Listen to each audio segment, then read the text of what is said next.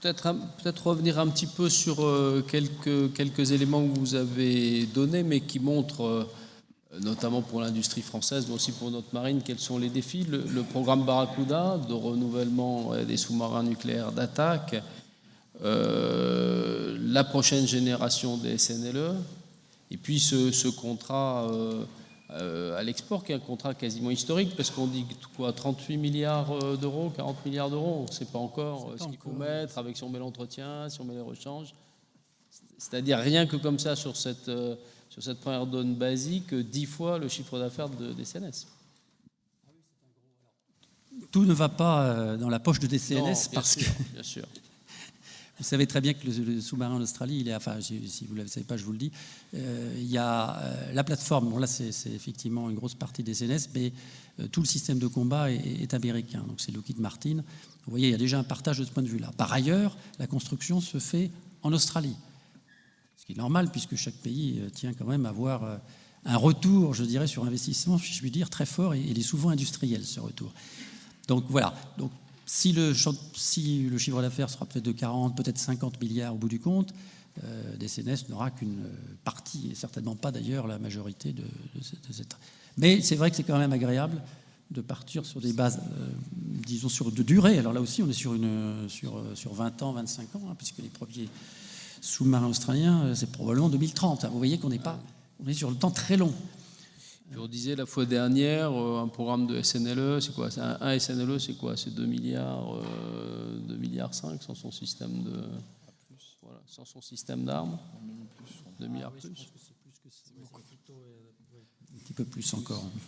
Il y en a 4. On était à peu près sur ces niveaux-là, puisqu'on faisait la comparaison avec les sous-marins russes, justement, qui étaient où ils arrivent à sortir des sous-marins. C'est pour revenir, je vous entraîne un peu pour savoir s'il y a un droit d'accès qui baisse, quoi, avec des sous-marins à 400 ou 500 millions d'euros. Alors, la parole est à la salle. Je crois que sans l'armement, c'est à peu près ça. Monsieur Cameron, sans les missiles. Les missiles, c'est 100 millions de pièces. Ah oui, sans les missiles. Bonsoir. Tout d'abord, merci pour vos interventions respectives. La loi de programmation militaire prend des mesures pour l'anticipation des cyberattaques, mais elle ne cible pas tous les acteurs du secteur maritime. Par ailleurs, des logiciels peuvent être implantés lors de maintenance, et ainsi prendre le contrôle d'un navire à distance devient possible. Qu'en pensez-vous? Et en matière militaire, a-t-on le même risque, que ce soit donc pour les frégates ou ici pour les sous-marins? Merci. On va prendre d'autres questions. Oui, je vous en prie, monsieur. Oui, l'expansion russe au pôle Nord, actuellement, il tangente un peu les Russes. Bon, c'est assez ramassé comme question, mais on va essayer de développer la réponse, en tout cas.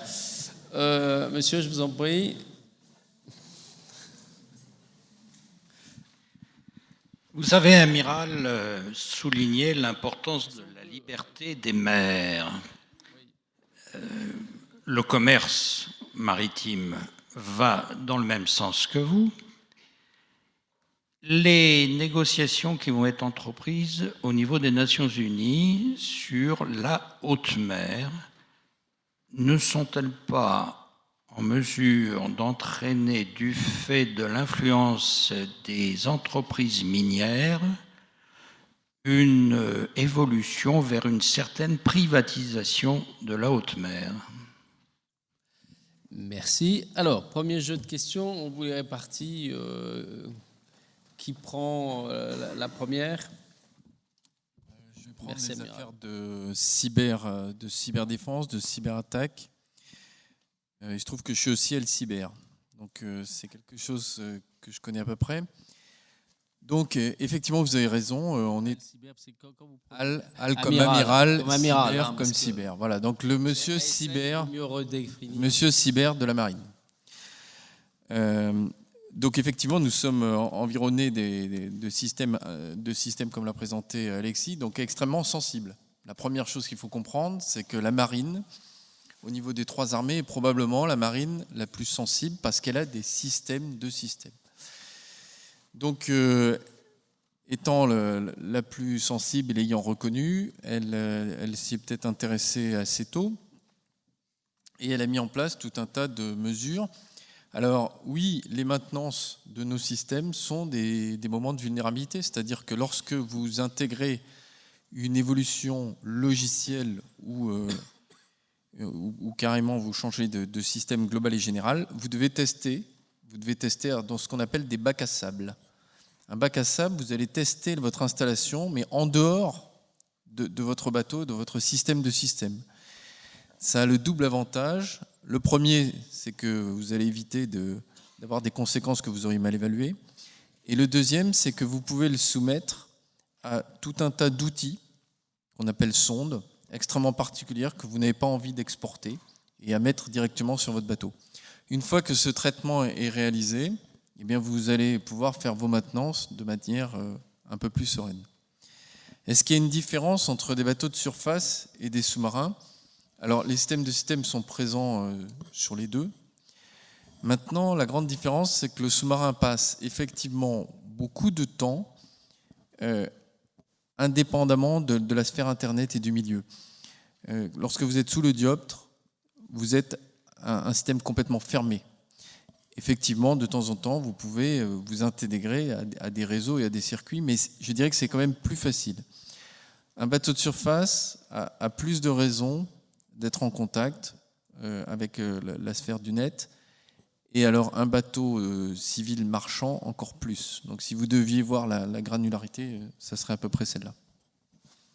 Merci. Alexis, sur l'une ou l'autre? Simplement sur la menace cyber, il faut bien s'en rendre compte pour les industriels, et je pense que c'est vrai pour des CNS comme de Thales, la qualification d'un système et l'admission au service d'un bateau ne se fait pas sans le déploiement de protocoles maintenant extrêmement robustes dans le domaine de la cyberdéfense. Avant d'installer un système ou même tout incrément logiciel, on fait effectivement tourner sur des bancs de test à blanc un système pour pouvoir le tester dans toutes ses dimensions et s'assurer qu'il remplit effectivement les critères extrêmement exigeants en matière de cybersécurité qui sont posés par la Marine nationale et par l'ensemble des autorités compétentes en matière de cyberdéfense.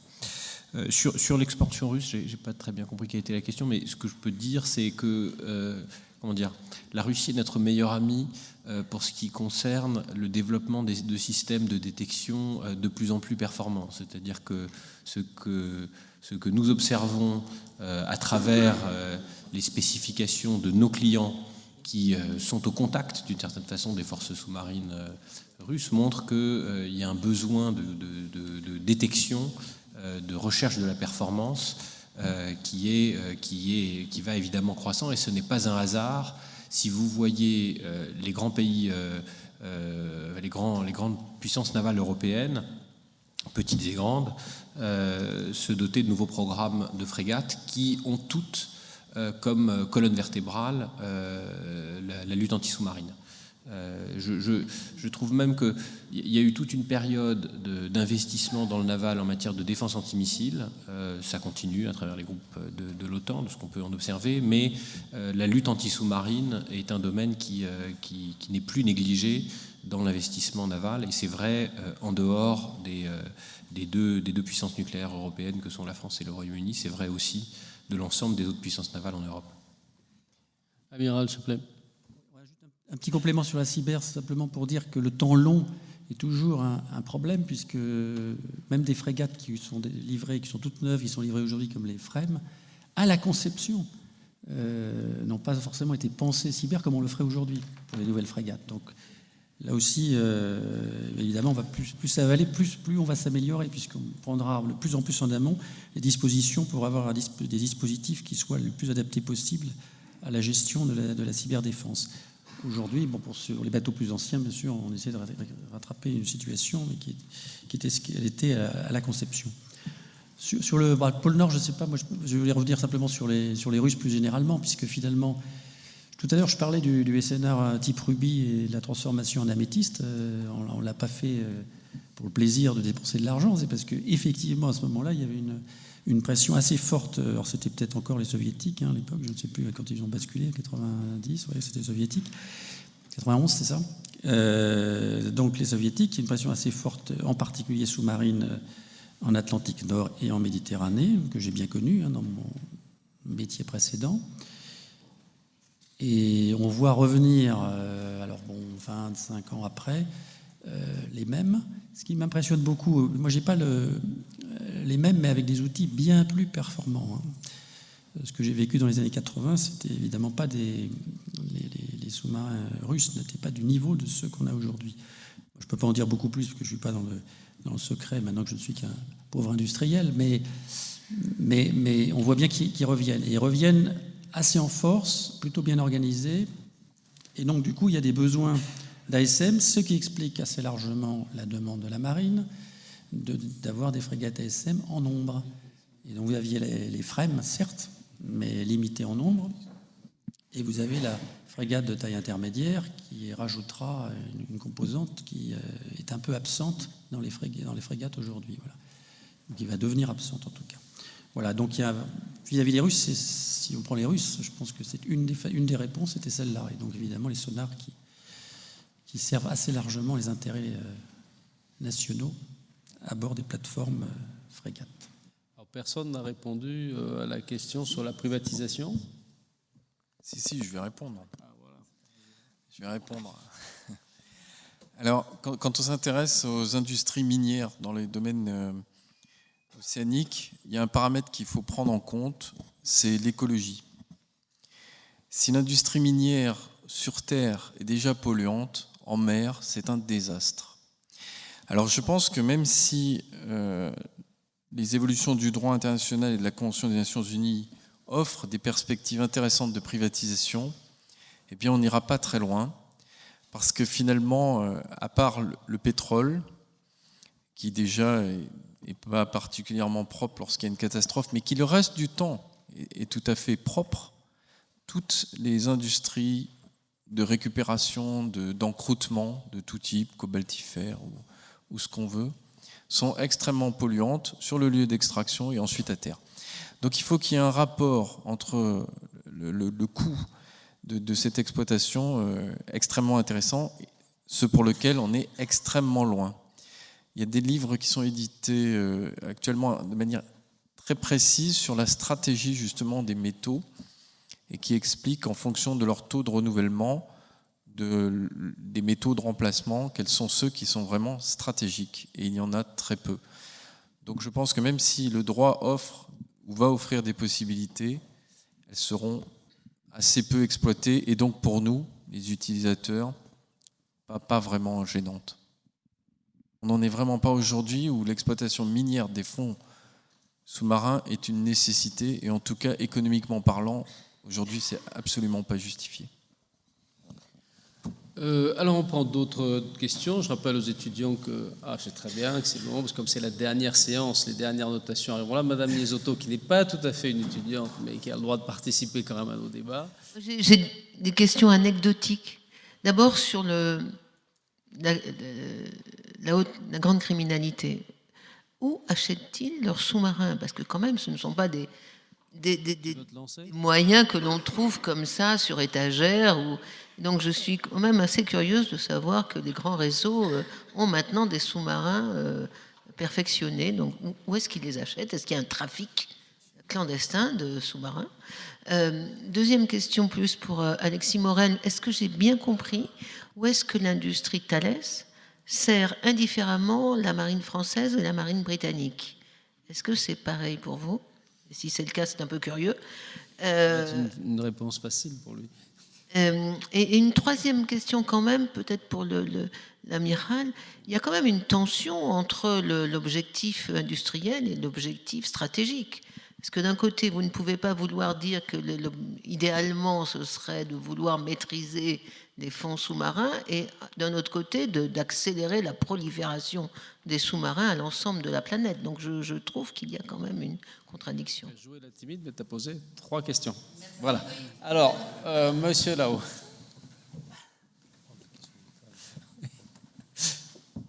Et on y répondra, bien sûr. Je vous en prie, monsieur. Bonjour, messieurs. Voilà, vous avez beaucoup parlé de la discrétion et des efforts faits pour être de plus en plus discret. Mais est-ce qu'on peut être discret, mais en Méditerranée, par exemple? Alors, je ne connais pas la profondeur de la Méditerranée, mais est-ce que les sous-marins que vous construisez peuvent être discrets en Méditerranée? Ou alors est-ce qu'il leur faut plus d'exigences encore? Très bien. Alors, j'ai vu qu'il y avait une... Je prendrai là-haut, mais là, je vous ai... Je crois que c'est vous qui étiez le premier, monsieur, c'est ça? J'ai vu de ce côté. On vous prendra après, monsieur. Là. C'est ici. Ma question est assez générale et s'adresse justement aux trois intervenants différents.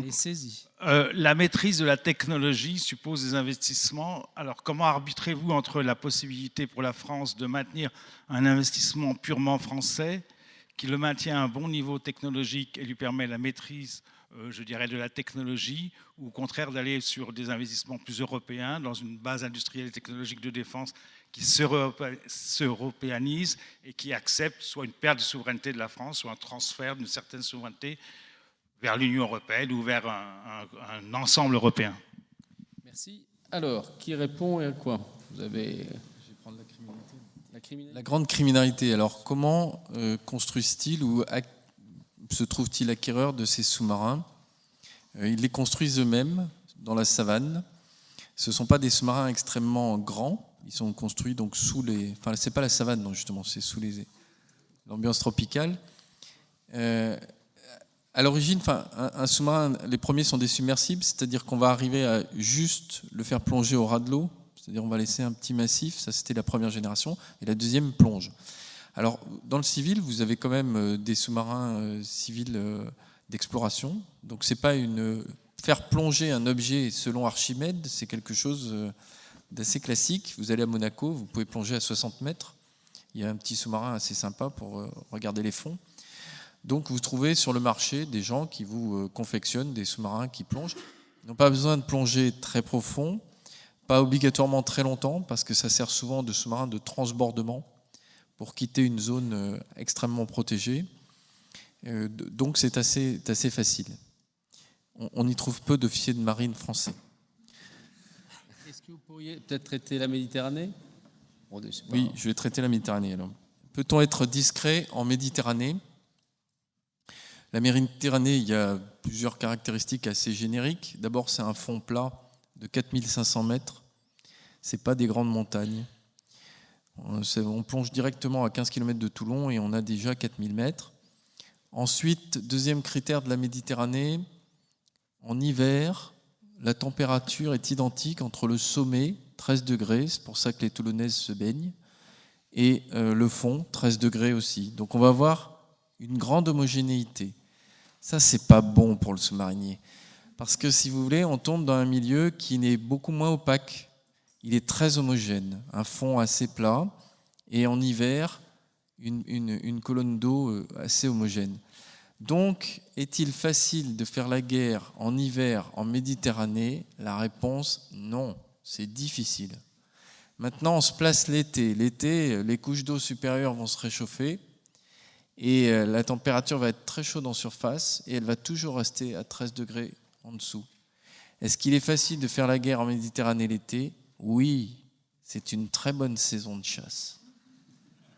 Les résultats sont excellents. Parce que là, on retrouve la réalité des trajets des rayons sonores et les possibilités de se cacher sont énormes. Ensuite, ça c'est pour le chasseur. Pour celui qui veut se cacher, il a deux possibilités. Soit il va dans le désert, soit il va aux Galeries Lafayette et il se met au milieu de la population. La Méditerranée, c'est les Galeries Lafayette. Il y a des bateaux partout. Et donc, il y a beaucoup de bruit. Donc, c'est assez facile de se cacher dans la Méditerranée. Donc, vous voyez, la Méditerranée, c'est pas mal quand même. Hein, pas l'hiver, mais à part l'hiver, l'été, c'est bien.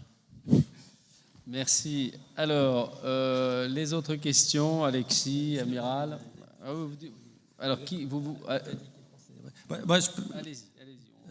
Qu'est-ce qu'il y avait comme... Parce que quand même, ça fait de la variété. Allez-y. Qu'est-ce qu'il y avait? C'était l'objectif industrie, c'est ça? Objectif stratégique, c'était ça la troisième question? Sur l'Europe... Non, mais avant, c'était la troisième. Ah oui. C'était comment vendre et garder l'avantage technologique, stratégique.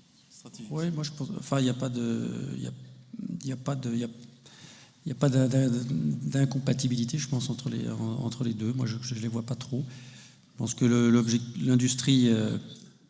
Mais l'industrie, elle a besoin de se développer, très bien. Mais nous, quand on développe quelque chose, on le fait avec toujours un besoin de satisfaire la souveraineté nationale. Alors, je suis d'accord pour dire que lorsqu'on fait de l'export, il y a des moments où il faut satisfaire les besoins purement export. Si je prends les sous-marins conventionnels que nous n'avons plus en France et qu'on veut développer un système comme le système de l'AIP Autonomous Independent Propulsion, une propulsion autonome indépendante, là, ça, effectivement, on ne peut pas le faire en France, donc il faut le faire ab nihilo pour l'export. Si on ne le fait pas, c'est un choix après stratégique, hein. Si on ne le fait pas, on risque de se retrouver un peu démunis face à certains marchés. Le reste, les Norvégiens demandaient cette capacité. Donc là, effectivement, dans ce cas-là, on met une partie de la recherche dans un système qui n'est pas purement avec une finalité nationale. Si c'est ça, effectivement, la contradiction, oui, il peut y avoir une forme de contradiction. Toute notre recherche ne se fait pas forcément dans le sens national, puisqu'il y a ce cas particulier qui peut exister. Mais dans l'ensemble, c'est quand même très national centré. À condition d'ailleurs qu'ils le veulent, on réfléchirait à deux fois de vouloir exporter des chaudières à propulsion nucléaire, par exemple, ce qui fait que les sous-marins à l'exportation, à condition que les clients le veuillent. Mais de toutes les façons, voilà, il y a des technologies qui sont purement des technologies de souveraineté ou qui pour l'instant sont réservées, et puis d'autres qui sont à l'export. Là, il y a une assez bonne caractérisation. On a spécifiquement développé, notamment autour du sous-marin australien, une gamme export qui n'est pas du tout dans les flottes françaises, même si elle est référencée par bien des technologies ou bien des process industriels sur notre propre flotte comme expérience. C'est pour ça que je pense que les industriels ont emporté la conviction. Mais c'est un produit différent. Alexis. Alors, il n'y a pas de sonar Thales non plus sur les sous-marins du cartel de Medellín. C'est vraiment un domaine que, très sincèrement, je ne connais pas du tout. Sur les marines françaises et britanniques, la réponse est assez simple. Les produits sont les mêmes en lutte anti-sous-marine. C'est dérivé exactement de la même technologie et sur la base d'une interdépendance industrielle entre les deux. Pour ce qui est des sous-marins, il y a une étanchéité totale entre ce que nous produisons pour la marine britannique et ce que nous produisons pour la marine française. Ce sont deux technologies différentes, d'ailleurs, qui n'ont pas les mêmes caractéristiques et qui ne reposent pas du tout sur les mêmes traitements ni les mêmes concepts. Et il n'y a aucune perspective que cette séparation change tant que les deux pays n'auront pas décidé de le faire, et aujourd'hui ils n'ont pas décidé de le faire, indépendamment de l'intimité stratégique qui existe entre ces deux pays. Et puis dans la guerre des mines, là il y a une association assez étroite et une complémentarité, notamment à travers les programmes de prochaine génération qui reposent là aussi sur une forte complémentarité industrielle. Donc ça fait en fait 2 des 3 activités de Thales dans le domaine de la lutte sous la mer qui sont en réalité définies selon un schéma d'interdépendance relative, parce qu'il y a quelques doublons entre les deux, mais qui sont compréhensibles pour des raisons de souveraineté nationale. Sur la question de la prolifération et des technologies sous-marines, et je répondrai aussi par là à la question que Louis posait sur la démocratisation des technologies sous-marines versus l'espace. D'abord, il y a dans la politique produit d'entreprises comme la nôtre une vraie différenciation entre ce qui concerne nos clients de souveraineté, c'est-à-dire les clients où nous considérons que nous faisons partie de la base industrielle domestique, donc ça c'est la France, le Royaume-Uni, l'Australie, les États-Unis dans une certaine mesure, on en a peu parlé, mais Thales est un des industriels qui vend directement à la marine américaine des systèmes assez avancés ou via des intégrateurs américains. Donc il y a une assez forte différenciation entre un premier cercle qui vise la très très haute performance, et ça, toutes les règles de contrôle des exportations, de contrôle de bases industrielles souveraines s'appliquent. en France et au Royaume-Uni en particulier. Et puis il y a un autre domaine, un second cercle, si vous voulez, où il y a une liberté plus importante. Et là, il revient à l'industriel de proposer et aux États de disposer. Donc nous sommes assez favorables à pouvoir organiser des coopérations entre les États. C'est assez indispensable parce comme je le disais tout à l'heure, on est sur des bases industrielles qui sont difficiles à constituer, qui sont fragiles à long terme, et plus on peut arriver à construire des coopérations et des intérêts communs entre des États qui, par définition, sont proches au plan stratégique, mieux ça fonctionne.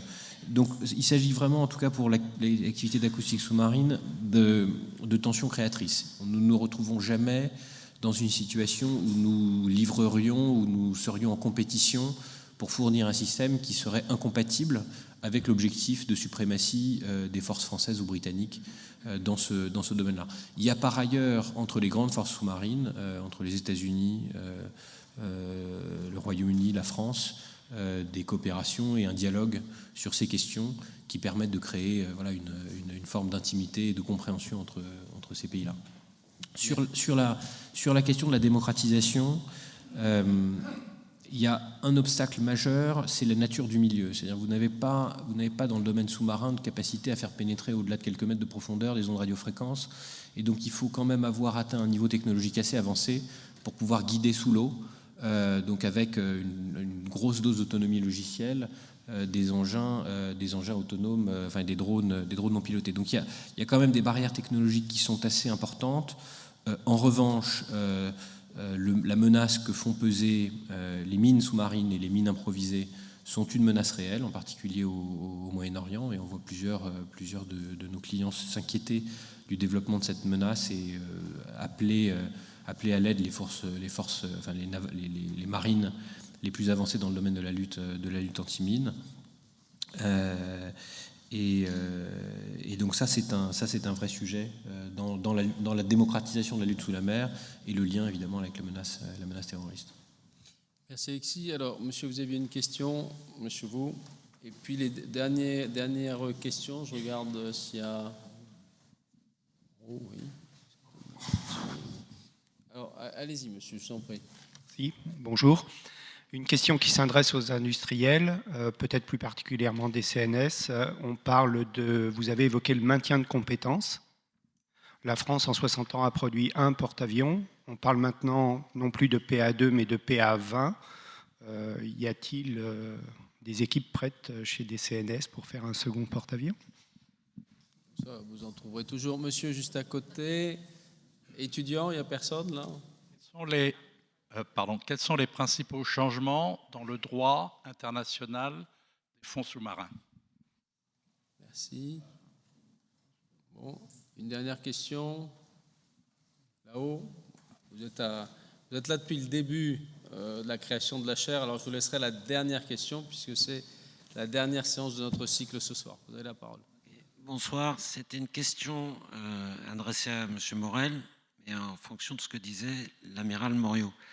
Il disait que les recherches militaires, marines, après, avaient des applications diverses et variées dans le domaine civil.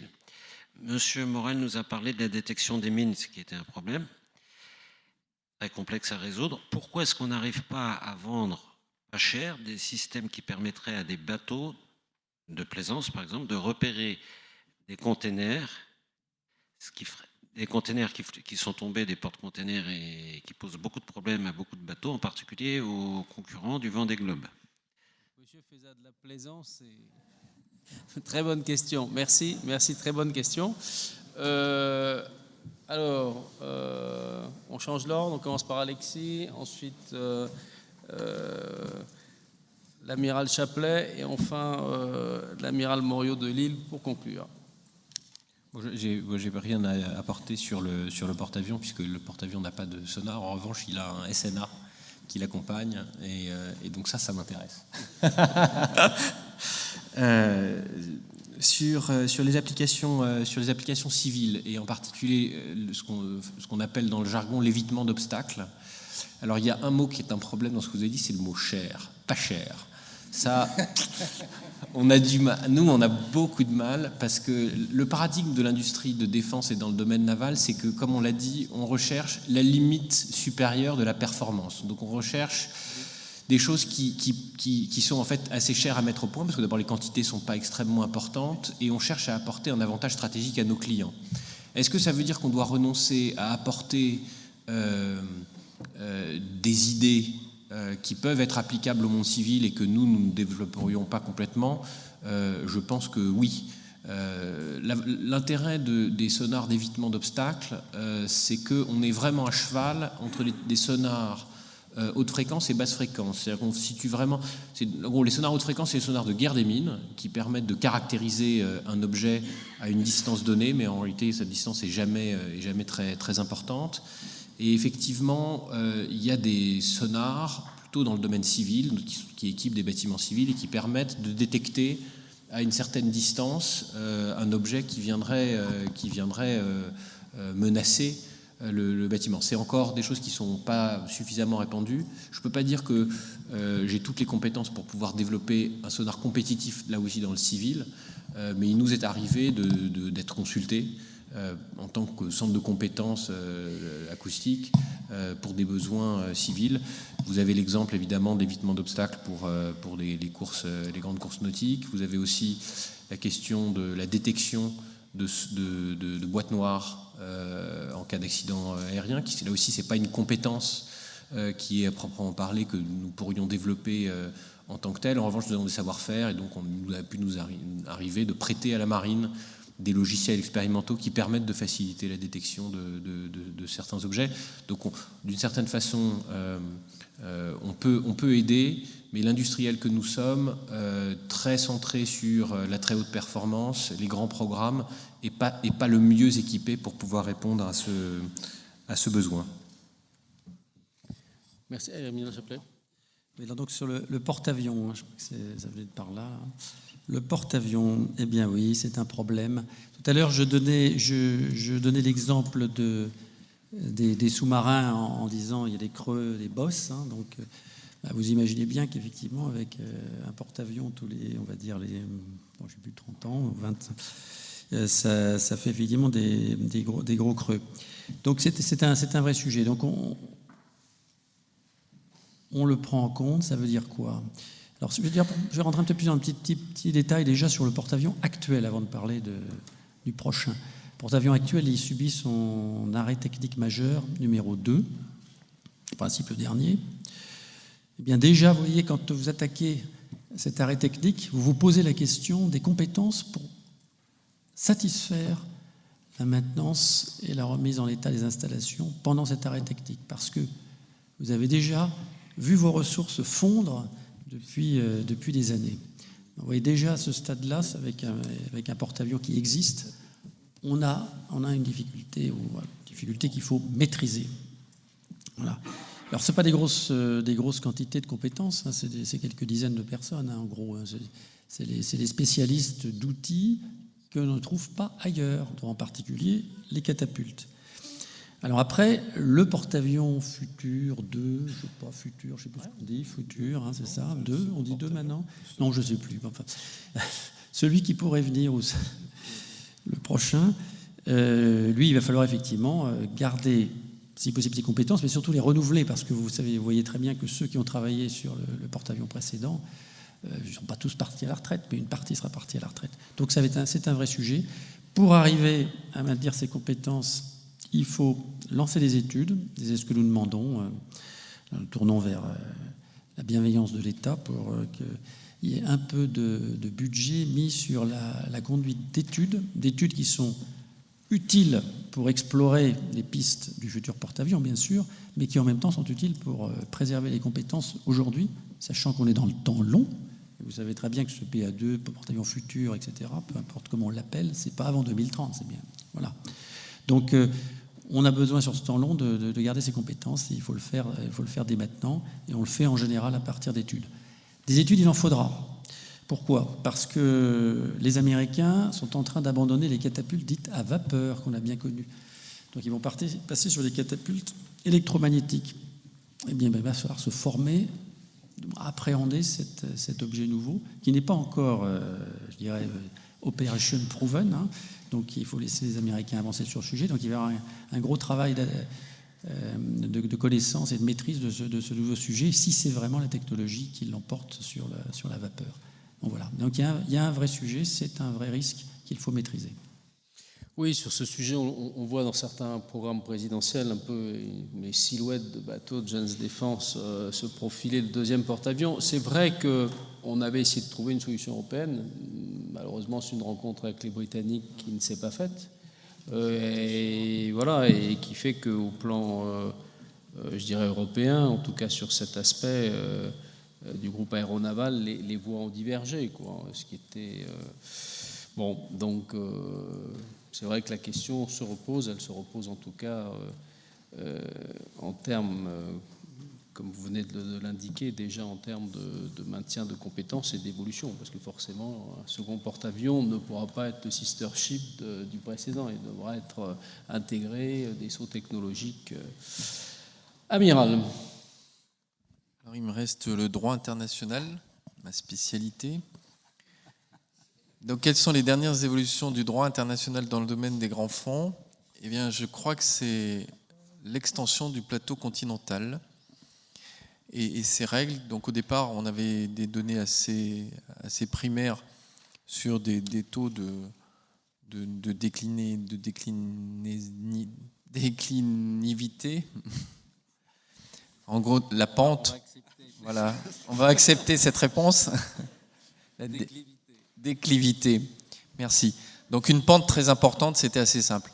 On est revenu sur cette règle et on l'a un peu assouplie. Donc il y a des évolutions et d'ailleurs la France a fait valoir ses droits pour tout un tas de territoires, que ce soit outre-mer d'ailleurs ou quelques petites zones en métropole, mais au niveau du Golfe de Gascogne, c'était plus simple. Voilà, donc c'est les dernières évolutions, c'est des notions sur le plateau continental et les règles de droit qui lui sont associées. Concernant la navigation et le danger de ces containers entre deux eaux, je voudrais vous rappeler juste, lorsque deux sous-marins se sont rencontrés, la première hypothèse, c'était qu'ils avaient touché un container. Mais ceux qui connaissaient un peu Archimède, les containers, soit ils vont en surface, soit ils vont au fond. Donc on peut naviguer assez sereinement, parce que c'est presque un radar qu'il vous faut pour repérer le container qui est au ras de l'eau. Le sonar, je ne sais pas s'il va vous aider énormément.